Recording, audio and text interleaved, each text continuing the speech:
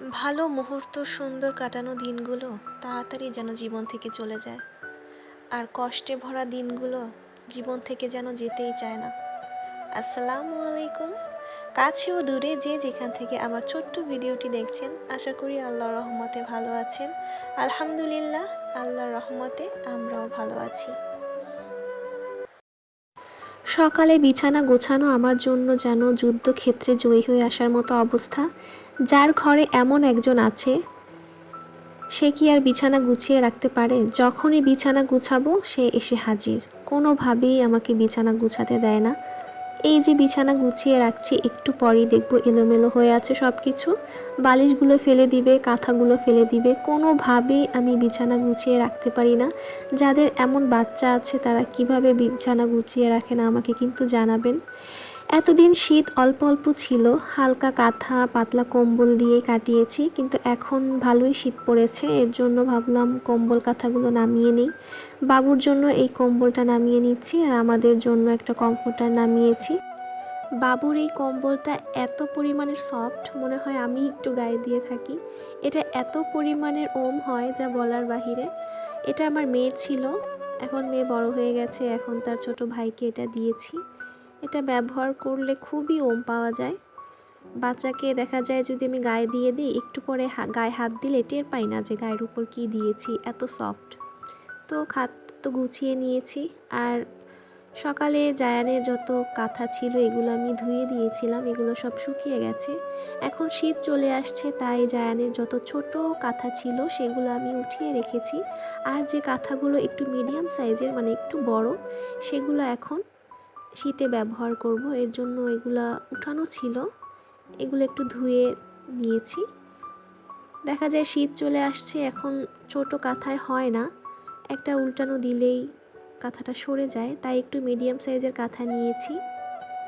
যেহেতু আমি জায়ানকে রেক্সিনে ঘুম পাড়াই, কাঁথা ব্যবহার করতেই হয়। আর এই কাঁথাগুলো আর ব্যবহার না করলে হয়তো আর করা হবে না, এর জন্যই বের করে নিয়েছি। জায়ানকে আমি রেক্সিনে শোয়াই, কারণ দেখা যায় ছোট মানুষ, ও যতই পটি ট্রেন থাকুক না কেন মাঝে মাঝে হিসি করে দেয়। তারপরও আমি রাতে উঠে দুবার তিনবার ওকে হিসি করাই। বেশিরভাগই ও রাতে হিসি করে না, দেখা যায় মাঝে মাঝে আমি যখন ঘুমিয়ে পড়ি, উঠতে পারি না, তখন হিসি করে দেয়। আর রাতে যদি আমি উঠে 2-3 বার হিসি করাই তাহলেও আর হিসি করে না। আমি জায়ানকে সেই 6 মাস বয়স থেকে কিন্তু পটি ট্রেন করেছি। ও 6 মাস বয়সের পর থেকেই কমোটে বসে হিসি, টয়লেট এগুলোই করছে। আর 1 বছর পর থেকেই কিন্তু ও মাশাল্লাহ দিলে বলতে পারে হিসির কথা, বাথরুমের কথা। আমি ওকে এভাবেই করেই ট্রেনিং করিয়েছি। আর ছোট থেকে 1 বছর পর্যন্ত নিয়মিত জায়ানকে রাতে ডায়াপার পরিয়েছি। 1 বছর পর থেকে আর ওকে রাতে ডায়াপার আমাকে পরাতে হয় না, আমি রাতে উঠে উঠে ওকে হিসি করাই। একটু কষ্ট করলে রাতে যদি উঠে একটু বাচ্চাকে হিসি করাই, ওদের কিন্তু অভ্যাস হয়ে যায়। আমার জায়ানের এখন অভ্যাস হয়ে গেছে, ও এখন ডায়াপার পরতে চায় না। আমি যদি কোথাও বাহিরে বের হই তখন ডায়াপার পরালেও হয় কি, ও ডায়াপারের মধ্যে হিসি করতে চায় না।